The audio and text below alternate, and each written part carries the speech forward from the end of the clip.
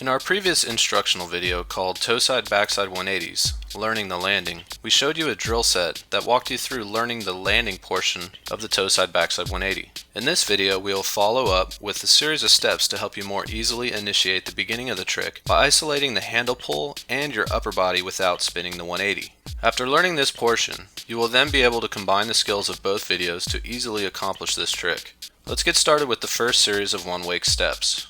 For these first steps, slow the boat down a bit more than your normal riding speed, so the wakes will widen to give you room to land in the middle.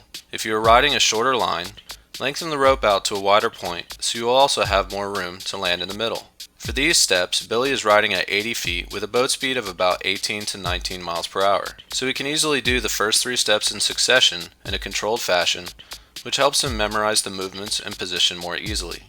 For the first step of this three-step process, edge out to set up for a one-wake toe-side jump. Edge in and jump the wake like you normally would.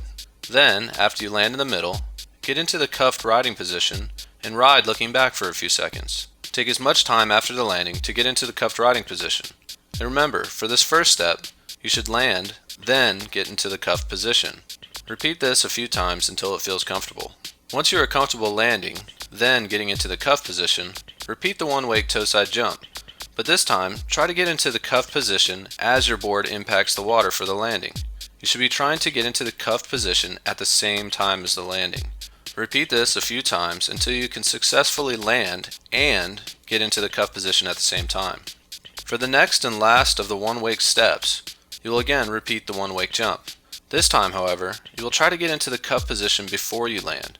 This will require a two-handed pull in the air, but a pull that doesn't cause you to spin. You will pull the handle in early and hard enough to grab the handle and get into the cuff position in mid-air, then land the jump.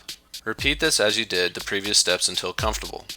Okay, let's review the steps and pay close attention to how I describe the order of how you should progress. For the first jump, you approach the wake, jump, land, then get cuffed. The second jump, you should approach and jump, but land and get cuffed. The third jump, you should approach, jump, get cuffed, then land. You should think land, then cuffed, land and cuffed, cuffed, then land. If you repeat these steps in order a few times, you should ingrain the proper pull to get the handle, but also the proper position to initiate the toe-side backside 180 off the wake. For the next steps, we will shorten the rope to a length much shorter than your normal riding length, so the wakes are narrow and easy to clear. In this video, Billy is riding at 50 feet and a boat speed of about 17 miles per hour for wake-to-wake attempts. With a shorter line, you will be able to repeat the previous steps, but wake-to-wake to prepare for the toe-side backside 180 attempts.